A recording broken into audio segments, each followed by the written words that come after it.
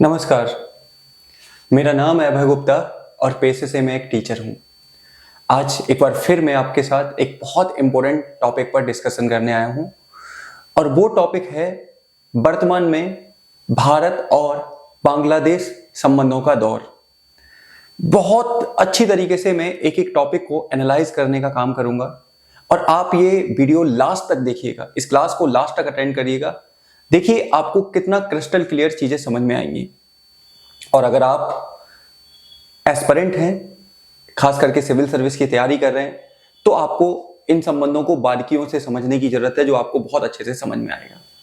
ध्यान से सुनिएगा, मैं आपके साथ एक एक चीज डिस्कशन करने की कोशिश करूंगा। बांग्लादेश के फॉर्मेशन से लेकर अब तक की कहानी जो जो इंपॉर्टेंट है उस पर डिस्कशन अपन करेंगे। देखिए आपको पता है कि बांग्लादेश 1971 से पहले एक पाकिस्तान का ही हिस्सा था, जिसे ईस्ट पाकिस्तान के नाम से जानते थे।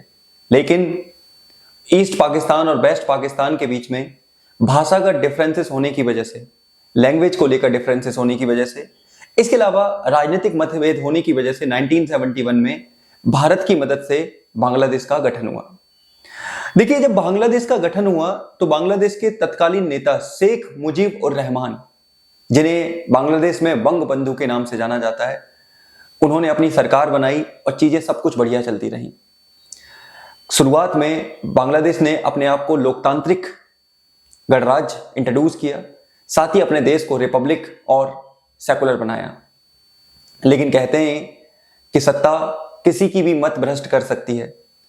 ऐसा ही कुछ शेख मुजीबुर रहमान के साथ हुआ जब उन्होंने 1975 में लोकतांत्रिक सरकार को हटाकर, लोकतांत्रिक शासन व्यवस्था को हटाकर अध्यक्षात्मक शासन व्यवस्था को अपनाया। जैसे ही उनके द्वारा अध्यक्षात्मक शासन व्यवस्था को अपनाया गया, उन्हीं की आर्मी ने उनके परिवार के बहुत से लोगों के साथ उनकी हत्या कर दी। उसके बाद अगले लीडर बने शेख जिया उर रहमान। जिया उर रहमान को बांग्लादेश की पॉलिटिक्स में एक इंपॉर्टेंट व्यक्ति माना जाता है, क्योंकि जिया उर रहमान ने एक पार्टी बनाई जिसका नाम था बांग्लादेश नेशनलिस्ट पार्टी या बांग्लादेश नेशनल पार्टी। साथ ही इनको एक विजनरी नेता माना जाता है, क्योंकि इन्हीं ने शेख जिया उर रहमान के द्वारा ही दक्षिण एशियाई देशों के लिए एक संगठन बनाने की बात की, जिसका नाम रखा गया SAARC, South Asian Association for Regional Cooperation नाम से इन्होंने सार्क बनाने की समर्थन किया, जो सार्क 1985 में बना, जिसका वर्तमान में हेडक्वार्टर आपको कहां देखने को मिलेगा? काठमांडू में देखने को मिलेगा। जिसका मेन मोटो था कि दक्षिण एशियाई देशों को एक मंच प्रदान करना, जहां पर आकर ये देश अपनी प्रॉब्लम्स को सॉर्ट आउट कर सके, अपनी प्रॉब्लम्स का सॉल्यूशन निकाल सके। ये इसके साथ इन्होंने बनाने का समर्थन दिया। बाद में इनकी भी हत्या कर दी गई। उसके बाद एच.एम. एरशाद नए लीडर बने।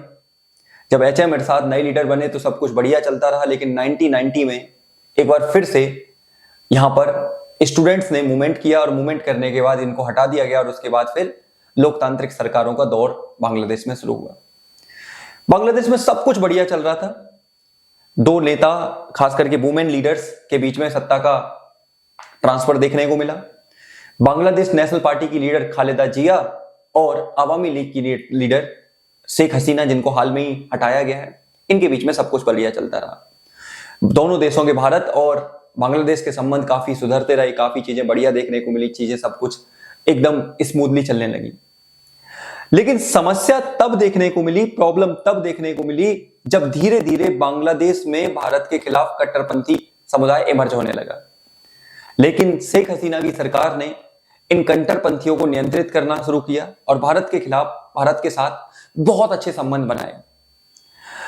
लेकिन पिछले कुछ सालों में बढ़ती नजदीकियां कुछ देशों को पसंद नहीं आ रही थी कि भारत और बांग्लादेश में इतने संबंध कैसे क्लोज हो रहे हैं।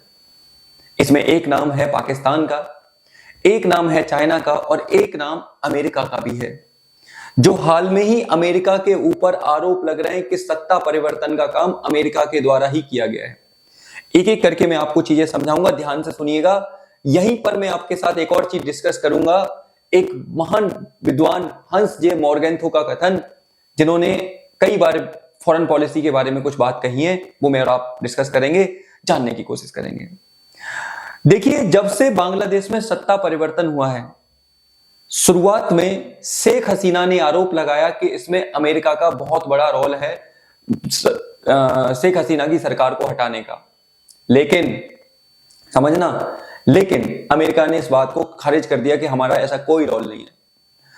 लेकिन हाल में ही कुछ रिपोर्ट्स सामने आई हैं जिसमें इनके ऊपर आरोप तय हो गए हैं, मान लिए गए कि हाँ यही थे। और वो रिपोर्ट है, वो व्यक्ति हैं, एक व्यक्ति जिनका नाम है डोनाल्ड लू।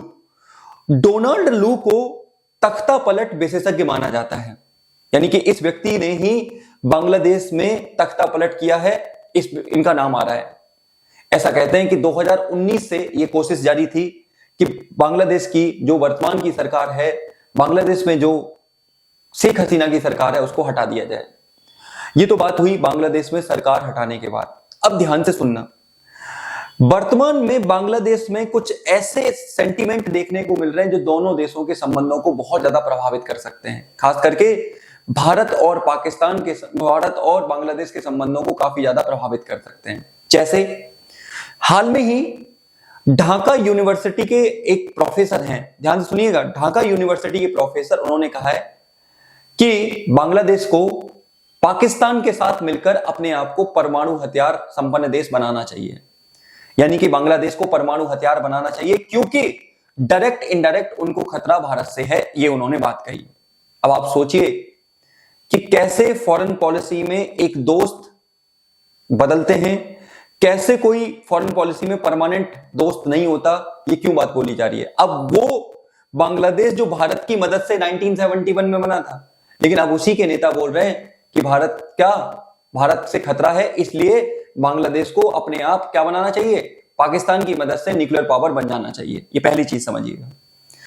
दूसरी चीज, यहीं पर एक और बात समझने की कोशिश करिए आप। दूसरी बात यह है कि हाल में ही बांग्लादेश में मौजूद कुछ कट्टरपंथी ने भारत की वेस्ट बंगाल की सरकार को अल्टीमेटम दिया है कि आप अपने आप को मोदी सरकार से मुक्त करिए, मोदी सरकार से बाहर लेकर आइए और अपने आप को कहीं ना कहीं इंडिपेंडेंट की तरफ लेकर जाइए। ये ममता बनर्जी की सरकार को कहा गया है और ये सोशल मीडिया में बड़ी तेजी से फ्लोराइज हो रहा है, बड़ी तेजी से ये देखने को मिल रहा है।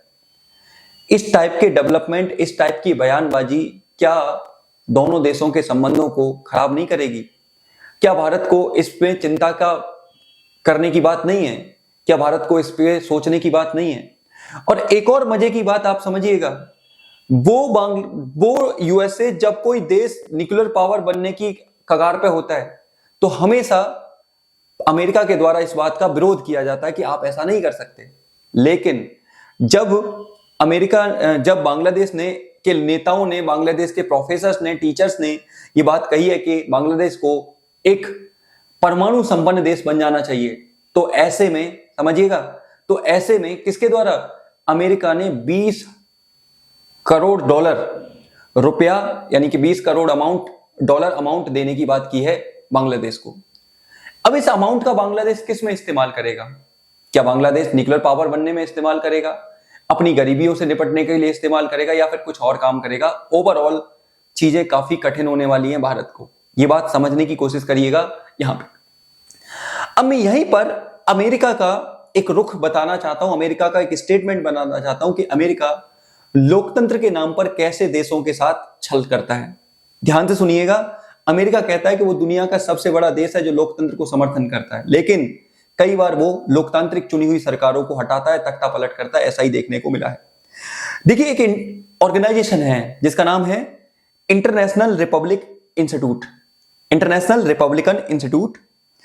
जब उनको लगता है कि किसी देश में सरकार उनके इंटरेस्ट के अकॉर्डिंग काम नहीं कर रही है, ये कहीं ना कहीं इंस्टीट्यूट का संबंध अमेरिका से है, जब उनको लगता है कि कोई सरकार उनके इंटरेस्ट के अकॉर्डिंग काम नहीं कर रही, उनके हितों के अकॉर्डिंग काम नहीं कर रही है, तो ये इंस्टीट्यूट क्या करता है, उस देश के में लोकतंत्र को खतरा बताने लगता है, उस देश के नेताओं से, विपक्षी दलों से संपर्क साधता है, उस देश के इंटेलेक्चुअल पोइट्स, कवि और जो फेमस लीडर्स हैं, रिलीजियस लीडर्स हैं, उनसे इंटेलेक्चुअल ये क्या करता है, कनेक्शन आता है, स्टूडेंट नेताओं से कनेक्शन आता है, और ये कहीं ना कहीं प्रमोट करता है कि सारे के सारे आप लोग वर्तमान की सरकार के अगेंस्ट में हो जाओ। जैसे जो कवि हैं अपने अवार्ड वापस करने लग जाते हैं, विपक्षी दल बार बार कहने लगते हैं कि लोकतंत्र खतरे में है, लोकतंत्र खतरे में है, स्टूडेंट्स अपनी नई डिमांड्स रेज करना शुरू कर देते हैं, जिसकी वजह से सरकार के ऊपर दबाव पड़ता है। या तो सरकार गिर जाती है या फिर सरकार वीक होती चली जाती है, कमजोर होती चली जाती है। ये काम कौन करता है? तो आंसर है इंटरनेशनल रिपब्लिकन इंस्टीट्यूट। हाल में ही ध्यान से सुनिएगा, हाल में ही एक अखबार है जिसका नाम है द गार्जियन। द गार्जियन की रिपोर्ट में यह साफ हो गया है कि डोनाल्ड लू ने, जो कि अमेरिका के व्यक्ति हैं, अमेरिका के राजनायक हैं, उन्होंने इंटरनेशनल रिपब्लिकन इंस्टीट्यूशन की हेल्प से बांग्लादेश की सरकार को गिराने का काम किया है, बांग्लादेश में सत्ता परिवर्तन का काम किया है। तो ये आरोप लग रहे हैं किसके ऊपर? आंसर है अमेरिका के ऊपर, कि आपने ही शेख हसीना की सरकार को गिराया है। इसका प्रूफ भी है, जो इंटरनेशनल रिपब्लिकन इंस्टीट्यूशन है, इसने पहले भी कई देशों की सरकारों को गिराया है। जैसे 1999 में मंगोलिया की सरकार, 2001 में हैती की सरकार, 2021 में युगांडा की सरकार, और वर्तमान में बांग्लादेश की सरकार को गिराने का काम किया है। इसके अलावा ये डोनाल्ड लू नाम के व्यक्ति हैं, इन पर एक और आरोप लगा है कि इन्होंने ही पाकिस्तान की सरकार को भी गिराया था। पाकिस्तान में जब इमरान खान पीएम हुआ करते थे और इमरान खान की नजदीकियां बहुत ज्यादा रसिया से बढ़ रही थी, तो इस बात से गुस्सा होकर अमेरिका ने इन व्यक्ति को भेजा और उन्होंने ही क्या किया? उन्होंने ही पाकिस्तान की इमरान खान सरकार को गिराया। और ऐसा ही अभी बांग्लादेश में भी हुआ है। आप समझना, बांग्लादेश में जैसे ये चीजें हुई हैं, उसका सीधा असर भारत पर देखने को मिलने लगा है। भारत के साथ तनाव बढ़ने लगे हैं, वहां पर अल्पसंख्यक माइनॉरिटीज को प्रमोट किया जाने लगा, खास करके उनको खिलाफ वायलेंस होने लगे हैं। बांग्लादेश ने अपने परमाणु संपन्न बनाने की धमकी देना शुरू कर दिया है। जो वर्तमान के वहां के प्रधानमंत्री हैं, वो कमेंट देने लगे हैं कि भारत में रहकर शेख हसीना उनके ऊपर कोई बयानबाजी ना करे।